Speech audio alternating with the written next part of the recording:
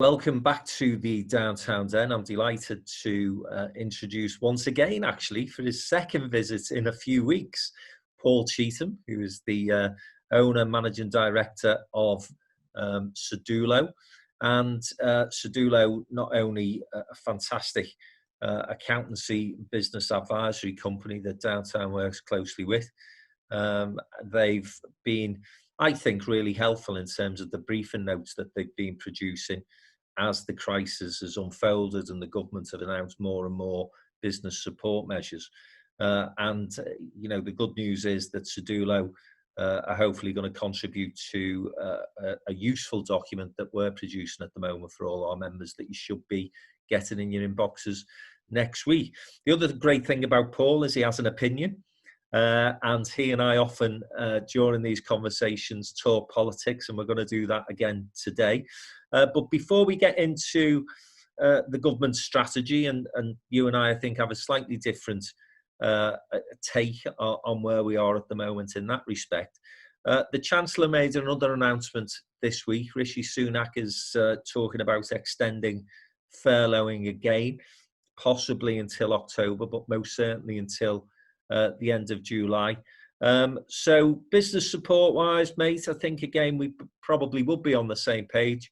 The government are doing everything they can to help business. Yeah, I thought it was good. I thought it was obviously it had to be timely for the redundancies, so he had to bring it out this week. But I thought it was exactly what we needed. I mean, I think from the government side, what they've done for businesses and the speed in which they've done it, more to the point, I think it's been brilliant. I think it's been brilliant in the circumstances. Yeah. And my biggest criticism was always when he first announced the furlough. It was so incentivizing to take to 80% and no ability to work. It's just so incentivizing to send people home. Yeah. And so if you was one of the ones where you didn't want to do that, you might have had that taken out of your own hands, because I've got clients who said, I'd love to carry on, but my suppliers said, sod it, I can get all my staff paid for 80%. So why want to do that? So I can't get my supplies. And I think that was always my only issue, really, from how they've helped businesses so far. It was actually, when we restart this, if why not restart at 40% capacity or 30% capacity? Why start from a standing start?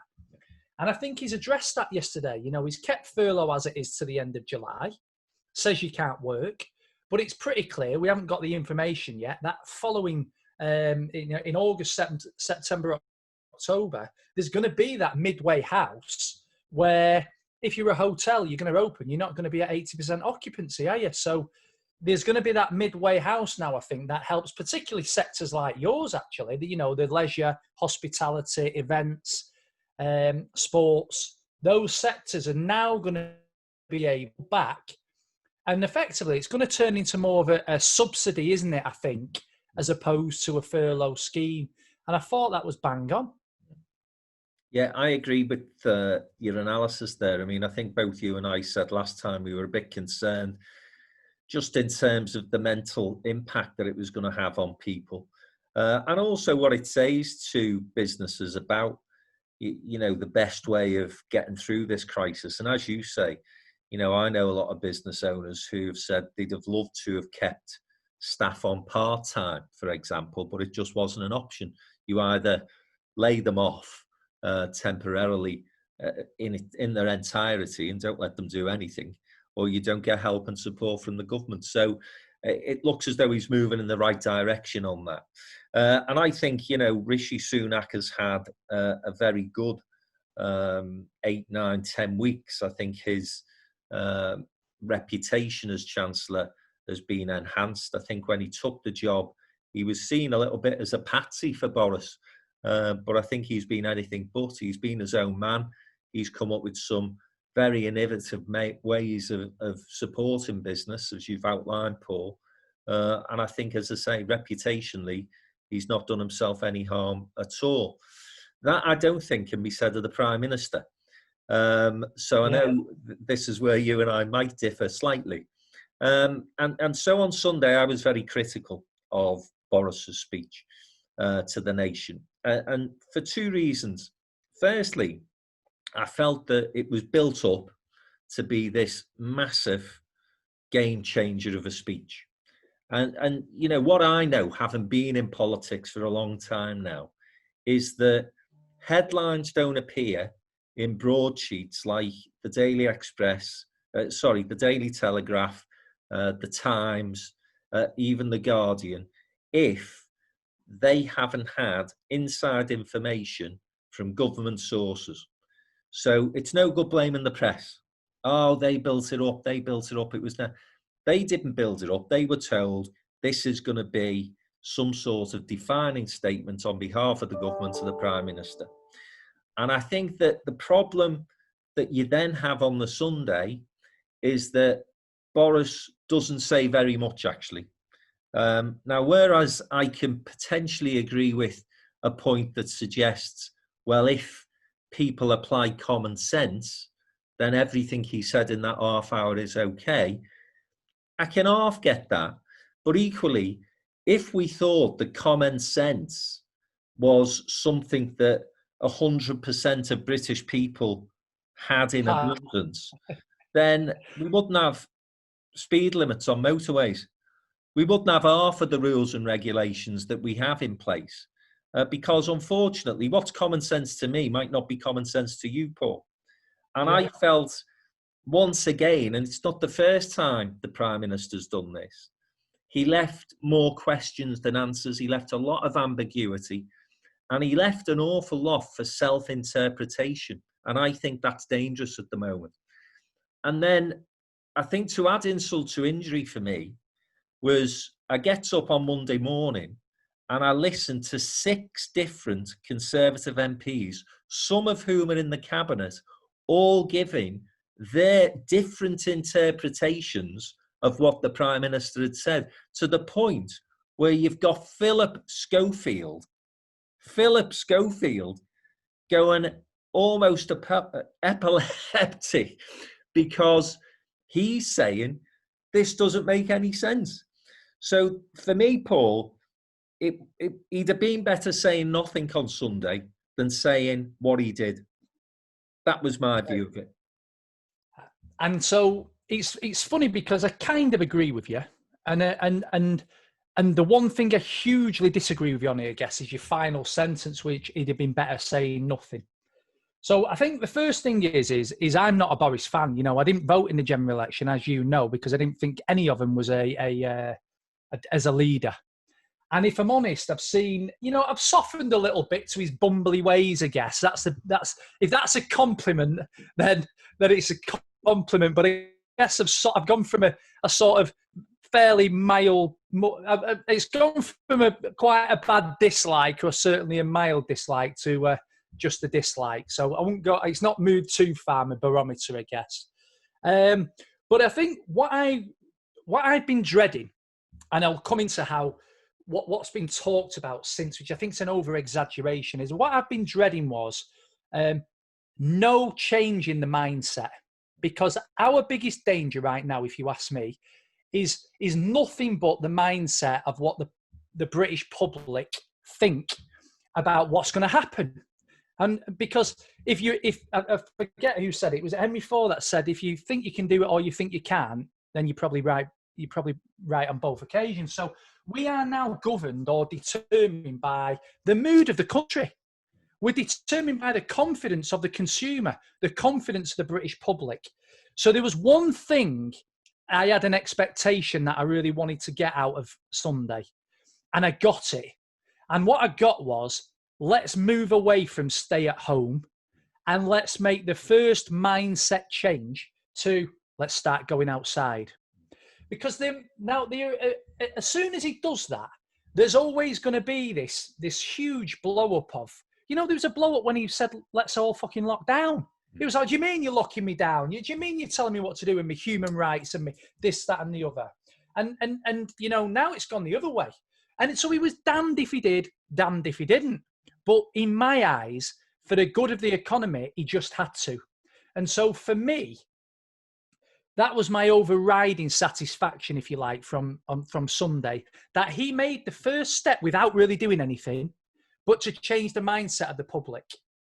Because I think everything from now on in is going to be how the public decide to take this information and continue to spend or continue to go work or continue to live in fear.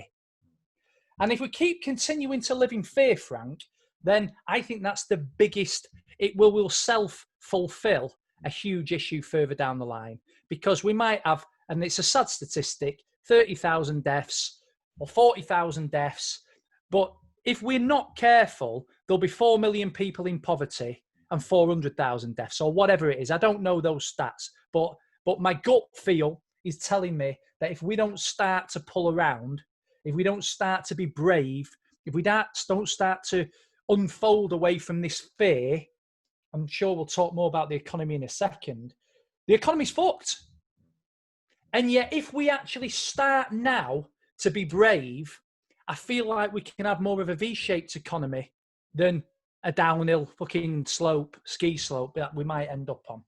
And so that was all I was looking for, mate. And I kind of got it. And then what happened was the backlash. So don't get me wrong. Why on earth would you do it at 7 o'clock on a Sunday? I mean, you might as well have done that speech on a Thursday. Right. So I can't argue with that. You know, I can't argue this ambiguity, but I think that Sharon sat in Barnsley was expecting him to say that Sharon, who's 27, who's got 2 kids and employed, this is what it looks like for you. And Bob, who's in Skipton, you know, who's got 3 grandkids, this is what it looks like to you. Because even today, mate, you've got Piers Morgan and people like this saying today, and his tweets all over the place, I can't believe I can go and walk around the house to go and buy a property, but I can't go to my mum's. Mm. And I think, your mum's fucking, how old's your mum? Well, she's 78. Are you fucking stupid? Are you stupid? She's vulnerable. Why the fuck would you want to go around? I'm going to have to stop swearing in a minute, but why on earth would you want to go round to your mum's who's 78? By the way, if you want to go and buy the house over the road, Frank, and you've got an appointment tomorrow at 10 o'clock, you don't walk around it hugging and kissing the owner. She's got to leave.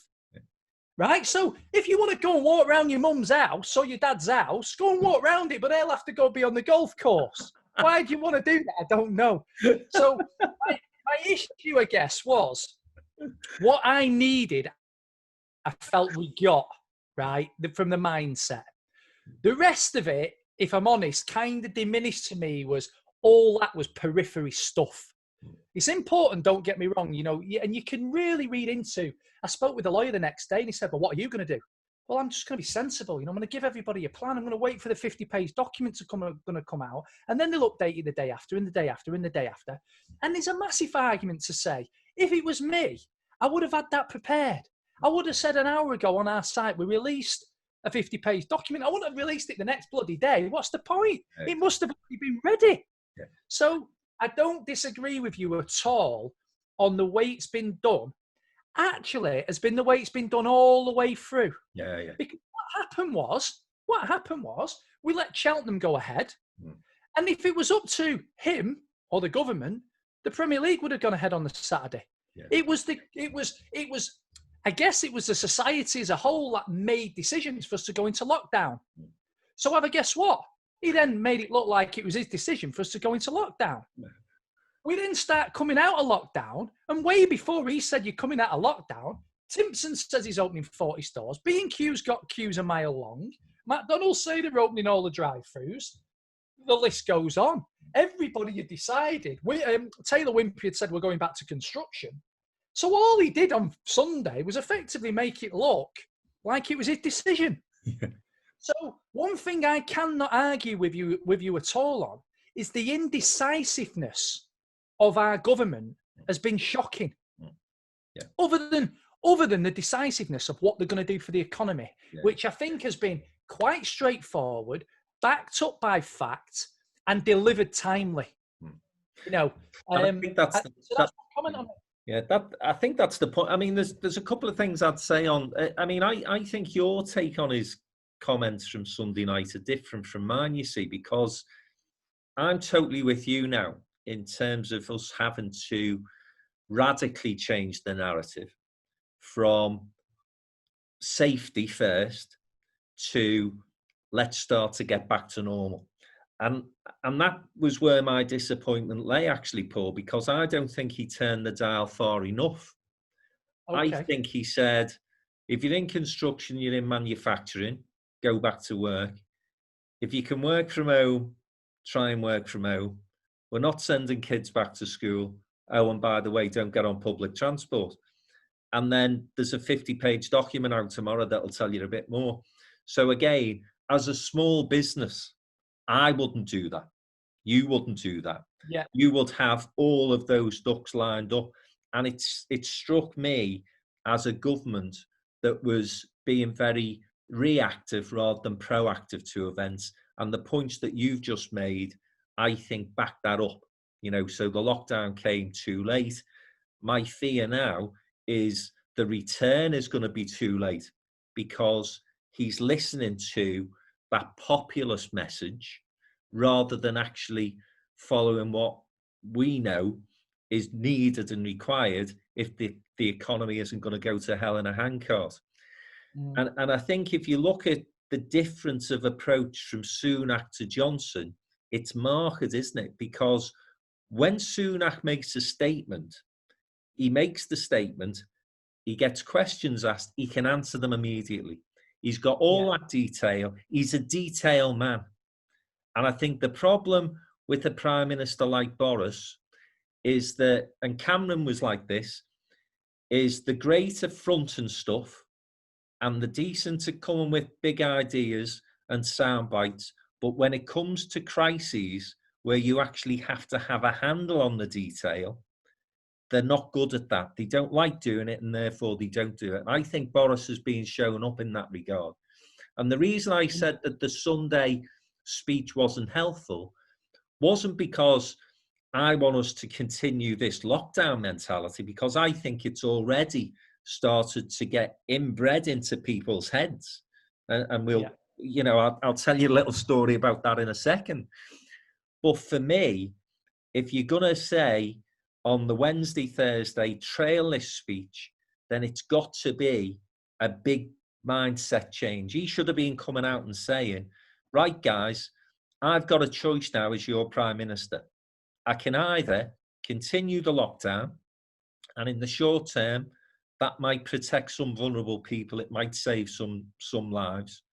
But listen, the consequences in the long term are, and they've got that data available to them, Paul, as you rightly say, 4 million people into poverty, 3 million, 4 million people unemployed. So the choice isn't as simple as it may seem on the face of it. And the final point I'll make, Paul, before I let you come back in, is what happened immediately after his speech is exactly what I think he left himself wide open for. Trade unions and people who are quite comfortable in the situation that we're in at the moment were able to jump on a bit of a bandwagon and say, oh, well, it's ambiguous. There's still too many uncertainties out there. We ain't going back to work. So that's why I think he'd have been better saying nothing. Yeah, it's funny what you just said. It's the 2 points I'm going to make to it. The first one is the detail. I remember I used to be on the board of a listed company in Sweden, in Stockholm, and we used to go over and we had to present every quarter to the shareholders, and they would ask whatever questions.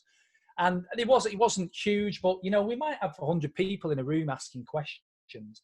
And I was obsessed with being able to stand, and I was a chief finance officer. We had a CEO.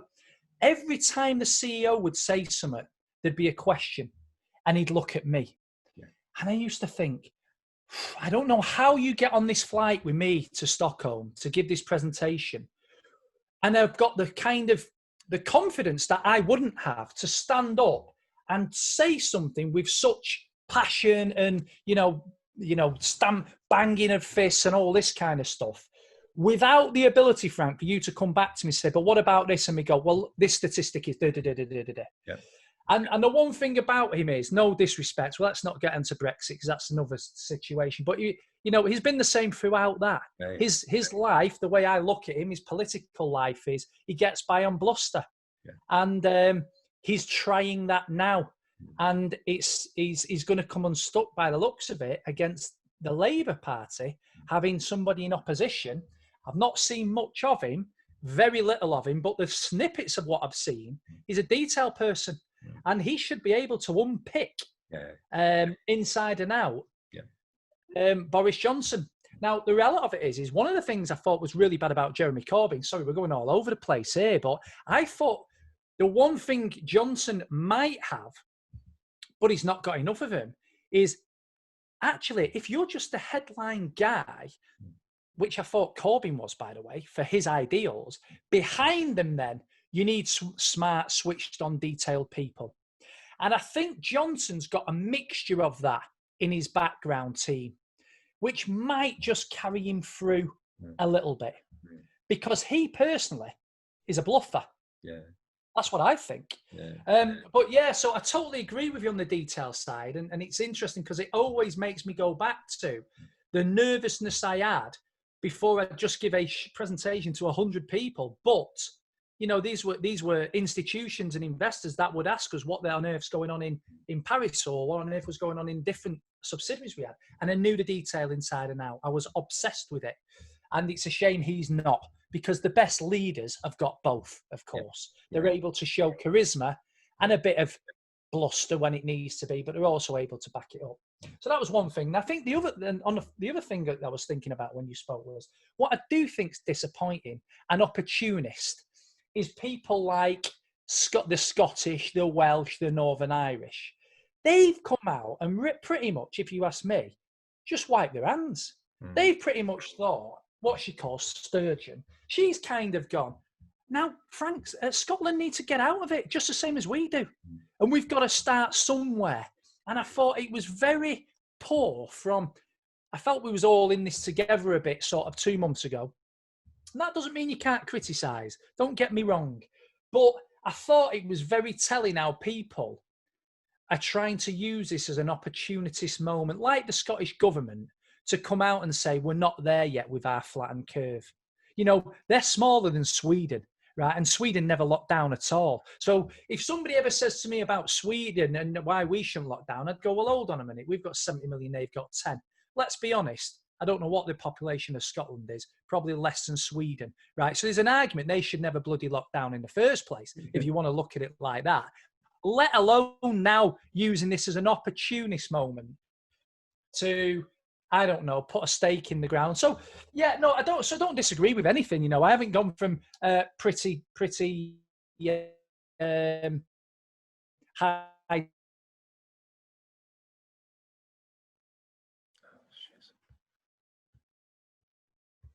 kind of get from him what I expect. But I do think now's not the time to be opportunist in the situation. I think if you sum it like the Labour leader, I think it's great to sort of unpick what he's doing and question it with the right motives. Might talk about Piers Morgan in a bit, who's completely got the wrong motives. If you ask me, even though some of the questions he asks are correct, his second name. The way he's asking him so far, it feels like it's not opportunist. He just wants to get the answers. And I think that he's going to go through the polls, you know, in terms of people appreciating the way he's handling the situation right now. And he's probably Boris Johnson's worst nightmare. Yeah. I think you're right on Keir Starmer. Of course, former barrister, he's going to be good on detail, isn't he? That's how he's made his living. And that's, I think you're right. I think he probably is Boris's worst nightmare. I think, you know, in normal circumstances, Boris' style is okay. Because you're able to, as you've rightly said there, Paul, you know, you have people that you can hand those sort of awkward questions and awkward moments off to. But of course, in the situation we're in today, you need a leader who is the master of all they survey. And I'm not convinced that Boris is that. So we'll see. We'll see if he can change gear and if he can pick up. But I'll go back to this point that I think we do absolutely agree on, which is we've got to move that dial now to a mindset of let's start getting back into work and getting the economy moving again. And, I had a question from somebody a couple of days ago about, well, what measures do you need to have in place in the workplace to ensure that we can all go back into the office safely and all that sort of thing. And listen, I get why we've got to look at that. And of course, that'll all be done before people go back into their office spaces. That is, as you would say, Paul, and I would say, well, that's just common sense. But the point I did make to the person who asked that was, well, the one thing that we can't guarantee is that on your way into work, you won't be involved in a car accident. Or on your way into work, you won't get hit by a bus. Or on your way into work, something else might happen where you get into harm's way, because we've never been able to guarantee that. And I think it's almost got to the point now, mate, where people are expecting a risk-free environment, which has never existed in the history of mankind. So, for me now, as I say, I want to see that dramatic change of the dial. And again, in terms of the Chancellor, I do wonder, had he said, I understand and appreciate and support what he has said, but had he said, well, by the end of July, guys, furlough's over, I wonder what the polls would be saying about people not going back to work then.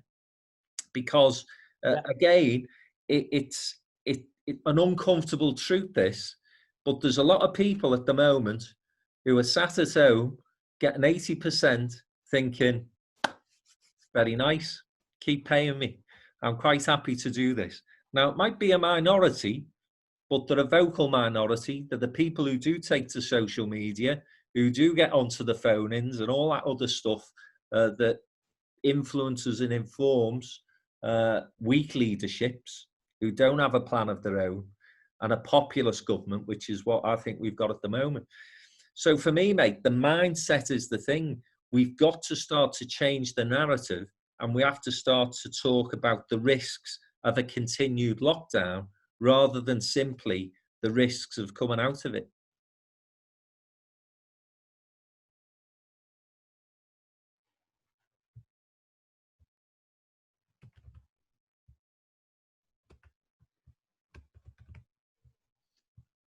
You're back in again now. Yeah, you're back again. About that, you froze just. Yeah. Yeah. Yeah. Okay. I think it's. I totally agree with you on. I totally agree with you on that. Now, if you look at what's happened in the last.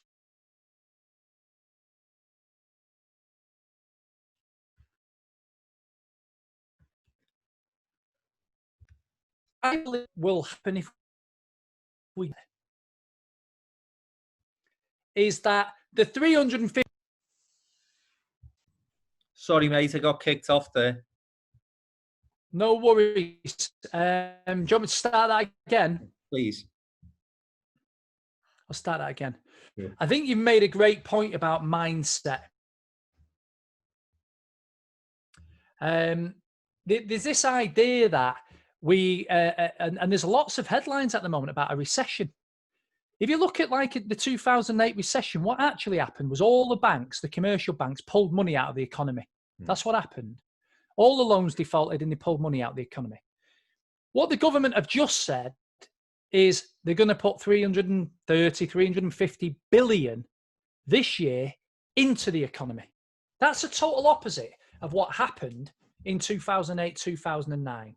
So the reality of it is so long as we keep lockdown, and this is the point you're making, if we can limit the time of lockdown, we shouldn't enter a recession. Because we've not only got all the amount of money we've not been spending at home because we've been sat at home, not being able to spend our money sat in our bank account that we can now spend. That's come from the centralised government, the centralised bank. Yeah. So in reality, We absolutely should have, as it stands today, a V shape. We might have been down 2 or 3%. I think they just said we were down 2%. 2%, yeah. And if you're not careful, the media will start reporting that as 8% because they'll start annualizing it, right, making it look a lot worse than what it is. About even Stevens is what my gut is. So this mindset right now is absolutely crucial, because so long as, and I'm saying this as a fact, I've got 2,500 clients from every sector you can think of. So I'm not an economist and I don't claim to be one, but my gut feel is based on having speaking to 2,500 people and understanding where their business and their confidence is at. Yeah. And right now their confidence is okay. Their confidence is okay. The longer this goes on, the less that goes from very good to okay to, and then the more likely of the recession. So it's absolutely vital, if you ask me now, that after July, I think we've got until July, and the little things about being opening cafes and all those little things, I saw as a bit of a light at the end of the tunnel. That was the kind of light that I needed to see. As long as all the business and business leaders and employers see that, we're still going to have this kind of ability to rebound quick. And as I keep saying, we don't just rebound quick. We rebound quick with more fuel than what we had, because you have an extra 350 billion. By the way, I think globally it's $8 trillion has gone into the market. There's $4 trillion in the US alone. So that it's got to fight. It doesn't disappear, that, Frank, does it, outside of lockdown? It has to find itself somewhere. Yeah. And so I think that we could see a huge resurgence if we come out of lockdown pretty quickly. The longer we leave it, the less likely, the less confidence, the more businesses that will go under, the more unemployment there will be, and the more difficult that will be. And the final thing I'm going to say on that is I think you made fairly reasonable questions. He's asking some decent questions. Nobody's going on and giving factual answers along the lines of what we've just said. Yeah.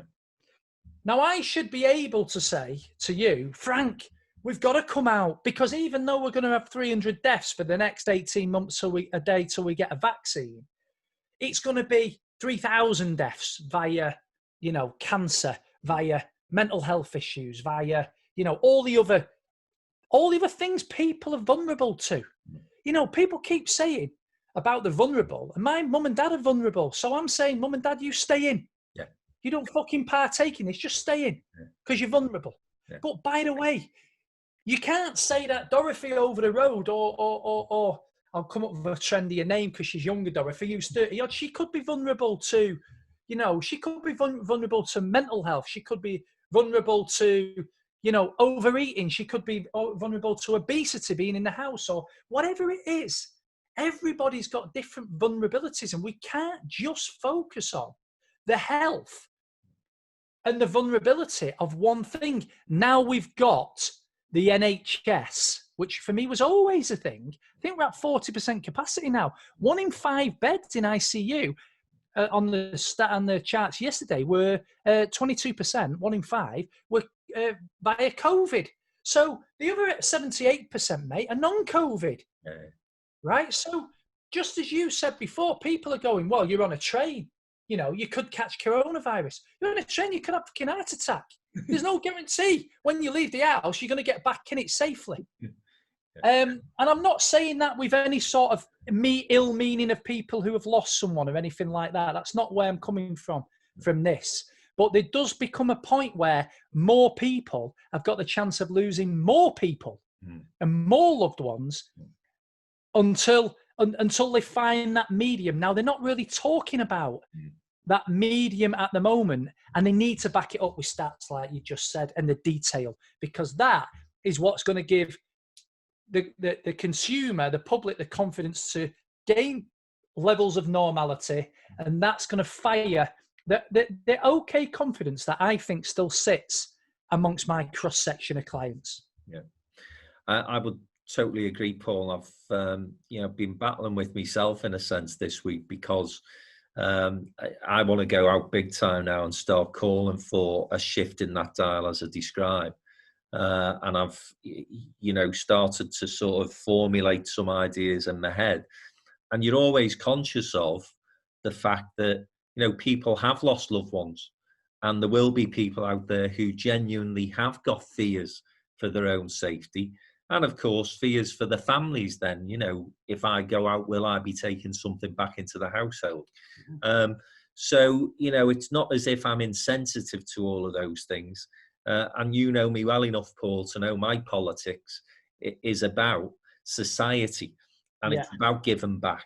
But again, the point I've made to those people who are thinking that we can just sit here for 6 months doing nothing is that if it gets to that stage, you won't have an NHS, you won't have free schooling, you won't have access to care because we won't have an economy or a tax base that can support it.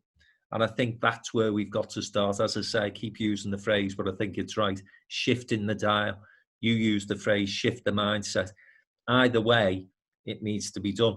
Listen, I'm aware that the connection's not been as great today, and I think it's because my kids are off watching bloody Netflix or something instead of doing their own work.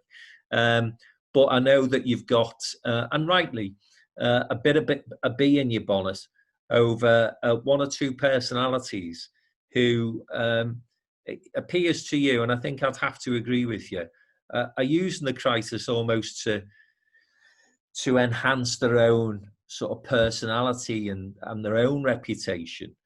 I think you mentioned him before, Piers Morgan. He's not the only one, but he's probably the most high profile of those people who may be making relevant points, but are not necessarily making them in the right sort of way. They're not constructive, are they, in their approach? It's that opportunist that I said before, isn't it? I think Sturgeon's been opportunist, and I think people like Piers Morgan has. And as I say, there's a lot of what he's saying makes sense and it's okay. But it's the way he's saying it and the way he's, his tweet yesterday was 627 deaths. And it was almost like a glorification of the amount of deaths. It almost came across that he's glad there was at such a high level to the point where they back up, they back up what he's been saying. And he was a bit like that with the test kits. I was laughing in a way. Of course, the way he did it, I think they've only hit it on that one day, haven't they? They've never hit it since. They're all lost in the post, aren't they? Yeah. But I kind of I kind of in my head, I let the Hancock I have one for the team there because the way he was glorifying us not getting the test kits out. It's not the way to go, and everything is about confidence. They're talking this morning on the news about how on earth are we going to pay for this? 350 billion. How are we going to pay for it? And I tell you what, we're going to have to pay for it by keeping the wheels on the first.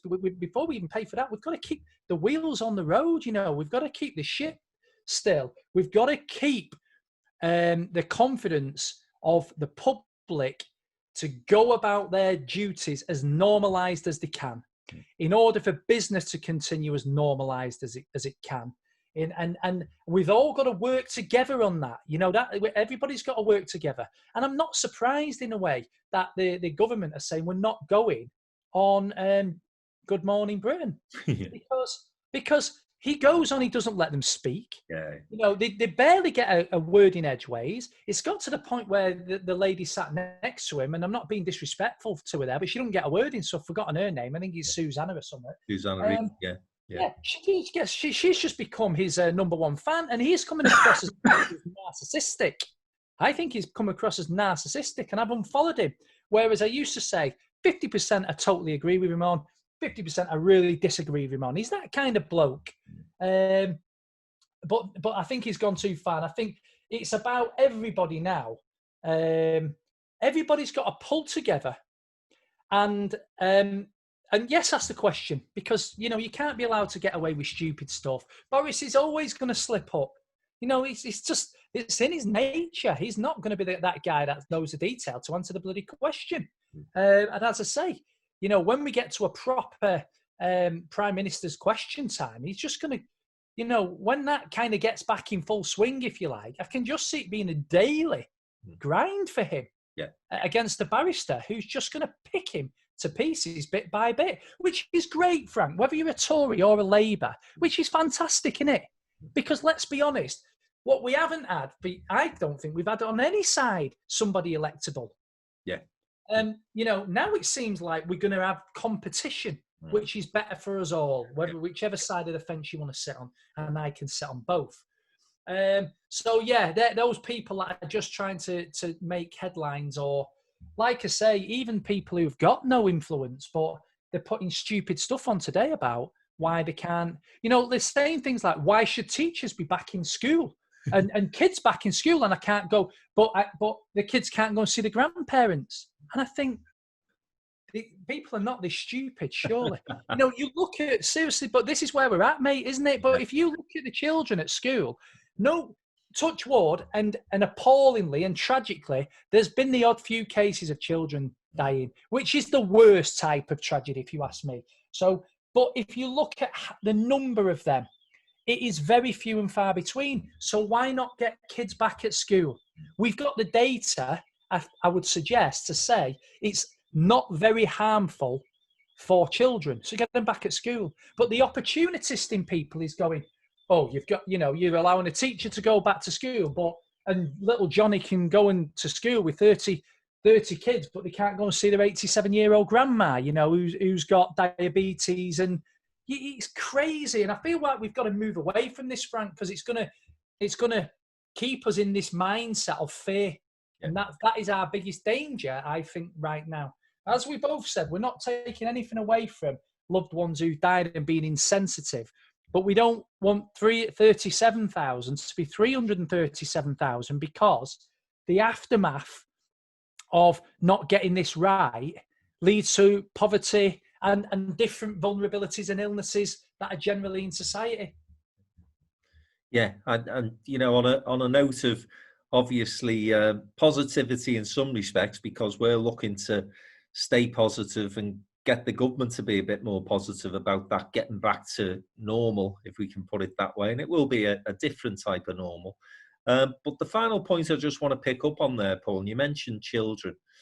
I would say young people generally are the people who are really going to be hit by this if we're not careful, because they are the least likely to pick up the virus.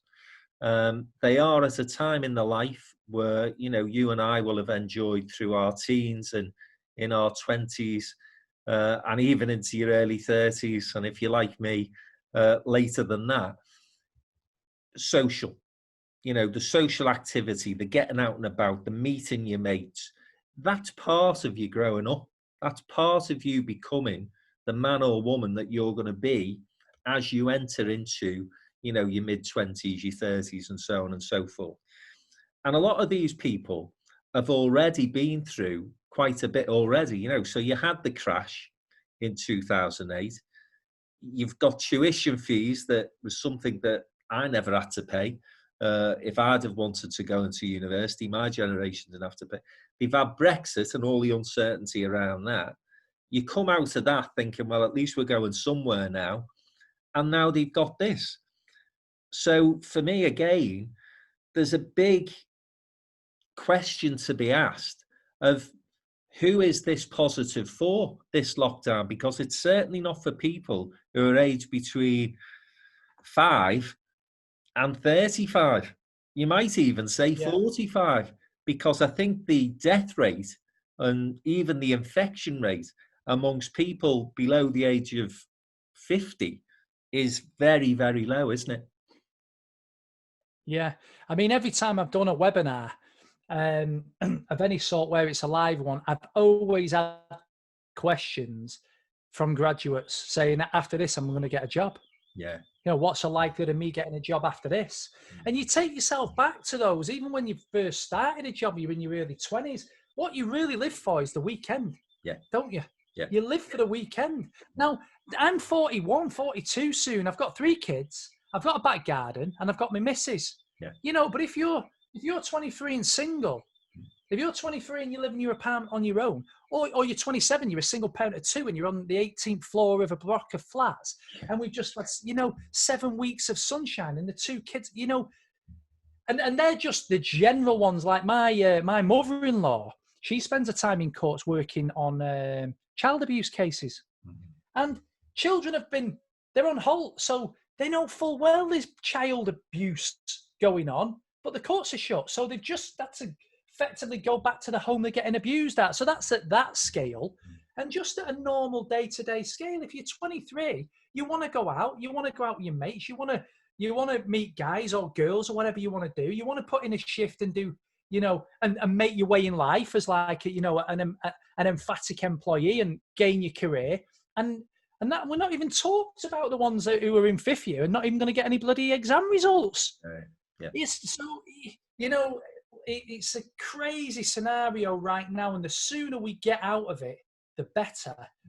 We can't get out of it any later than what we can. I don't know what the day is we have to come out of it. It might have been 2 months ago. It might be in 2 months. But we can't be a day later, Frank, than the minute we can, because this is detrimental. And like I say, and I've said this before on social, I know there's vulnerable people to COVID, but there's vulnerability to an whole amalgamation of different illnesses, diseases, and so on. And we can't get out of this a day later than we can. That's the key. Paul, that's always great talking to you, mate. Always great to get some frank and honest opinions.